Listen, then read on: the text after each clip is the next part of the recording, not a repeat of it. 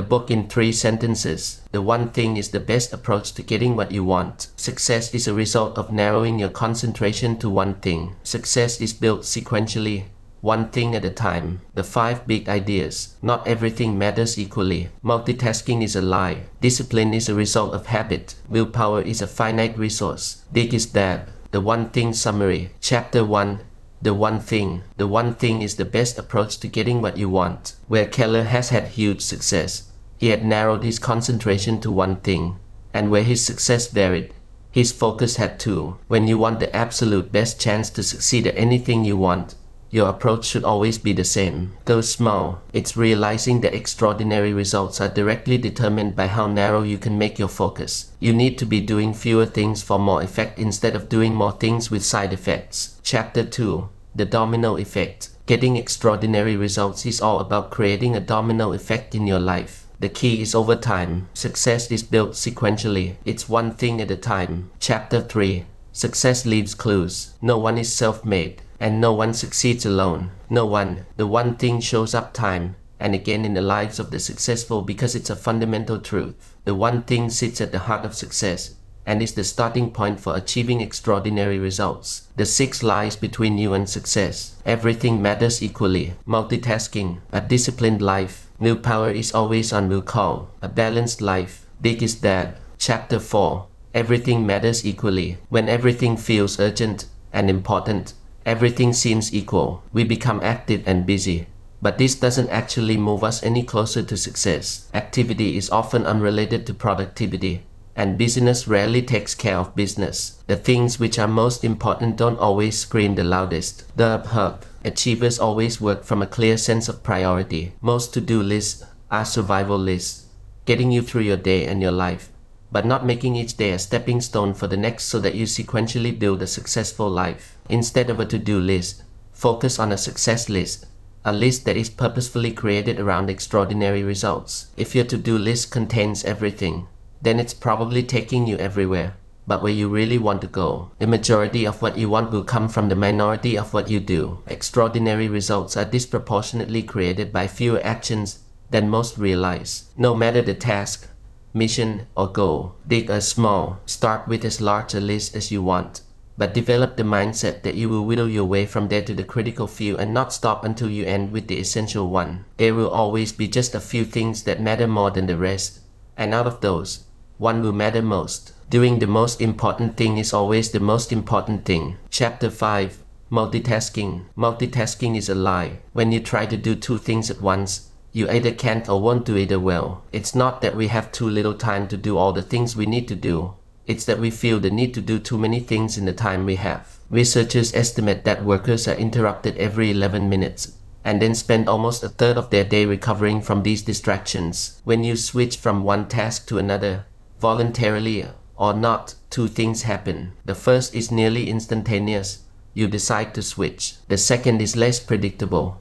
You have to activate the rules for whatever you're about to do. Task switching exacts a cost few realize they're even paying. You can do 2 things at once, but you can't focus effectively on 2 things at once. Every time you try to do 2 or more things at once, you're simply dividing up our focus and dumbing down all of the outcomes in the process. Researchers estimate we lose 28% of an average workday to multitasking ineffectiveness. Why would we ever tolerate multitasking when we're doing our most important work? Chapter 6. A disciplined life. Success is actually a short race, a sprint fueled by discipline just long enough for habit to kick in and take over. When you discipline yourself, you're essentially training yourself to act in a specific way. Stay with this long enough, and it becomes routine. In other words, a habit. You can become successful with less discipline than you think, for one simple reason. Success is about doing the right thing, not about doing everything right. The trick to success is to choose the right habit and bring just enough discipline to establish it. When you do the right thing, it can liberate you from having to monitor everything. It takes an average of 66 days to acquire a new habit. It takes time to develop the right habit, so don't give up too soon. Decide what the right one is, then give yourself all the time you need and apply all the discipline you can summon to develop it. Those with the right habits seem to do better than others. They're doing the most important thing regularly and, as a result, everything else is easier. Chapter 7. Willpower is always on call. When we tie our success to our willpower without understanding what that really means, we set ourselves up for failure. Willpower is always on will call is a lie. The more we use our mind, the less minding power we have. You make doing what matters most a priority when your willpower is its highest. So, if you want to get the most out of your day, do your most important work, your one thing, early before your willpower is drawn down. Chapter 8. A balanced life, viewed wistfully as a noun. Balance is lived practically as a verb. A balanced life is a lie. In your effort to attend to all things, everything gets shortchanged and nothing gets its due. When you gamble with your time, you may be placing a bet you can't cover. No matter how hard you try, there will always be things left undone at the end of your day, week, month, year, and life. Trying to get them all done is folly. When the things that matter most get done, you'll still be left with a sense of things being undone, a sense of imbalance. Leaving some things undone is a necessary trade-off for extraordinary results. To achieve an extraordinary result, you must choose what matters most and give it all the time it demands. This requires getting extremely out of balance in relation to all other work issues, with only infrequent counterbalancing to address them. When you act on your priority, you automatically go out of balance, giving more time to one thing over another. Chapter 9. Big is bad. Big is bad is a lie. When big is believed to be bad, small thinking rules the day, and big never sees the light of it. No one knows their ultimate ceiling for achievement, so worrying about it is a waste of time. When you allow yourself to accept that big is about who you can become, you look at it differently. Believing in big frees you to ask different questions, follow different paths, and try new things. The only actions that become springboards to succeeding big are those informed by big thinking to begin with. What you build today will either empower or restrict you tomorrow. Achievement and abundance show up because they're the natural outcomes of doing the right things with no limits attached. Only living big will let you experience your true life and work potential. I was truly beginning to think that the secret to success was to get as tightly wound up as possible each morning, set myself on fire, and then open the door and fly through the day, unwinding on the world, until I literally burned out. And what did all of this get me? It got me success, and it got me sick. Eventually, it got me sick of success. We overthink, overplan, and overanalyze our careers, our businesses, and our lives. That long hours are neither virtuous nor healthy, and that we usually succeed in spite of most of what we do, not because of it. We can't manage time. The key to success isn't in all the things we do, but in a handful of things we do well. Success comes down to being appropriate in the moments of your life. If you can honestly say, this is where I'm meant to be right now, doing exactly what I'm doing, then all the amazing possibilities for your life become possible. Chapter 10.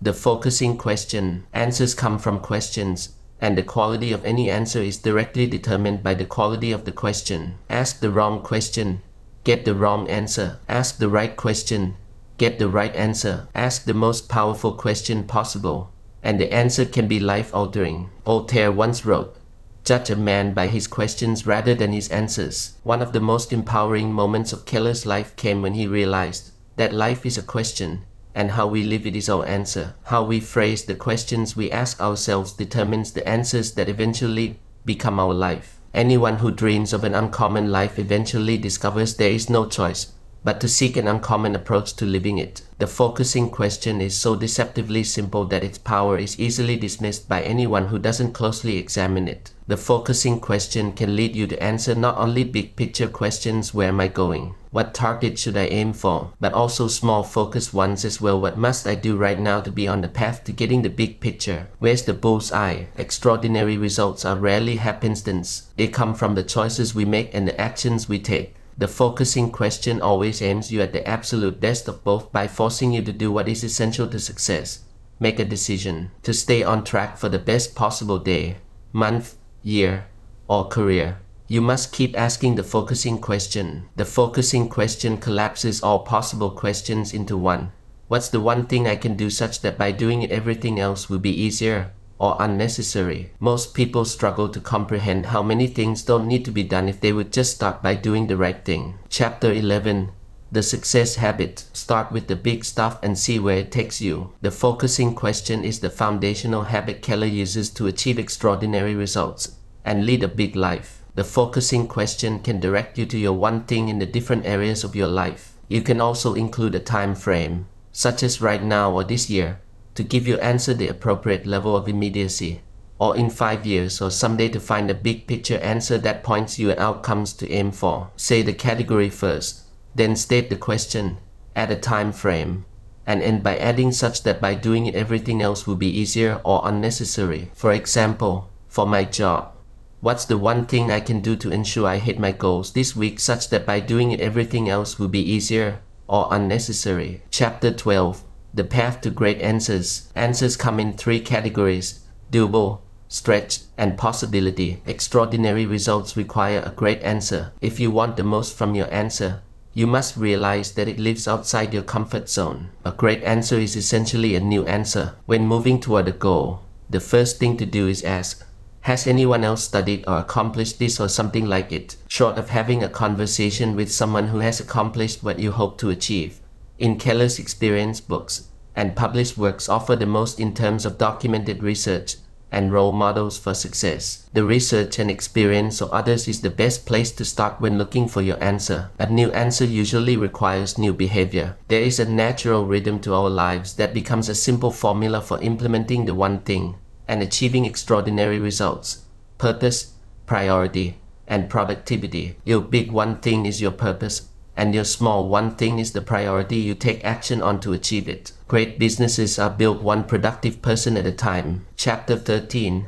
Live with purpose. Our purpose sets our priority, and our priority determines the productivity our actions produce. Who we are and where we want to go determine what we do and what we accomplish. How circumstances affect us depends on how we interpret them as they relate to our life. Once we get what we want, our happiness sooner or later wanes because we quickly become accustomed to what we acquire. Happiness happens on the way to fulfillment. Dr. Martin Seligman, past president of the American Psychological Association, believes there are 5 factors that contribute to our happiness: positive emotion and pleasure, achievement, relationships, engagement, and meaning. To be financially wealthy, you must have a purpose for your life. In other words, without purpose, you'll never know when you have enough money, and you can never be financially wealthy. Happiness happens when you have a bigger purpose than having more fulfills, which is why we say happiness happens on the way to fulfillment. Chapter 14. Life by priority. Purpose without priority is powerless. The truth about success is that our ability to achieve extraordinary results in the future lies in stringing together powerful moments, one after the other. The farther away a reward is in the future, the smaller the immediate motivation to achieve it. Connect today to all your tomorrows. It matters. Visualizing the process, breaking a big goal down into the steps needed to achieve it, helps engage the strategic thinking you need to plan for and achieve extraordinary results. In one study, those who wrote down their goals were 39.5% more likely to accomplish them. Chapter 15. Life for productivity. Productive action transforms lives. Putting together a life of extraordinary results simply comes down to getting the most out of what you do, when what you do matters. The most successful people are the most productive people. If disproportionate results come from one activity, then you must give that one activity disproportionate time to achieve extraordinary results and experience greatness. Time block these 3 things in the following order. Time block your time off. Time block your one thing. Time block your planning time. Resting is as important as working. The most productive people, the ones who experience extraordinary results, design their days around doing their one thing. Block time as early in your day as you possibly can. Keller's recommendation is to block 4 hours a day. Normal business culture gets in the way of the very productivity it seeks because of the way people traditionally schedule their time. Paul Graham, from Y Combinator, divides all work into 2 buckets: maker and manager. Maker time requires large blocks of the clock to write code, develop ideas, generate leads, recruit people, produce products, or execute on projects and plans. This time tends to be viewed in half-day increments. Manager time, on the other hand, gets divided into hours. This time typically has one moving from meeting to meeting, and because those who oversee or direct tend to have power and authority, they are in a position to make everyone resonate at their frequency. To experience extraordinary results, be a maker in the morning and a manager in the afternoon. Block an hour each week to review your annual and monthly goals. There is magic in knocking down your most important domino day after day. The best way to protect your time blocks is to adopt the mindset that they can't be moved. Your own need to do other things instead of your one thing may be your biggest challenge to overcome. Chapter 16. The 3 commitments. Achieving extraordinary results through time blocking requires 3 commitments. First, you must adopt the mindset of someone seeking mastery. Second, you must continually seek the very best ways of doing things. And last, you must be willing to be held accountable to doing everything you can to achieve your one thing. When you can see mastery as a path you go down instead of a destination you arrive at, it starts to feel accessible and attainable. More than anything else, expertise tracks with hours invested. The pursuit of mastery bears gifts. When coaching top performers, Keller often asks, are you doing this to simply do the best you can do? Or are you doing this to do it the best it can be done? The path of mastering something is the combination of not only doing the best you can do, but also doing it the best it can be done. Accountable people achieve results others only dream of. Highly successful people are clear about their role in the events of their life. Anders Ericsson observed that the single most important difference between these amateurs and the 3 groups of elite performers is that the future elite performers seek out teachers and coaches and engage in supervised training, whereas the amateurs rarely engage in similar types of practice. Chapter 17.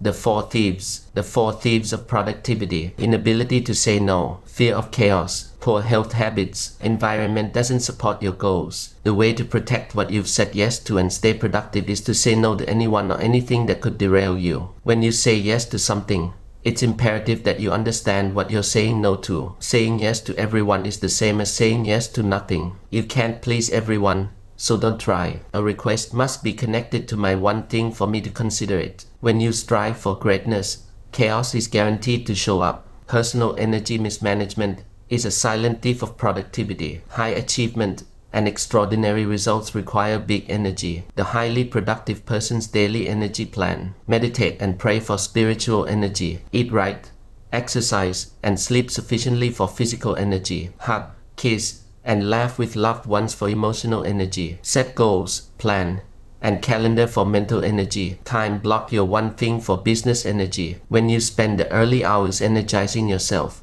you get pulled through the rest of the day with little additional effort. Your environment must support your goals. For you to achieve extraordinary results, the people surrounding you and your physical surroundings must support your goals. No one succeeds alone, and no one fails alone. Pay attention to the people around you. When you clear the path to success, that's when you consistently get there. At any moment in time there can be only one thing, and when that one thing is in line with your purpose and sits atop your priorities, it will be the most productive thing you can do to launch you toward the best you can be. A life worth living might be measured in many ways, but the one way that stands above all others is living a life of no regrets. When you know what matters most, everything makes sense. When you don't know what matters most, anything makes sense.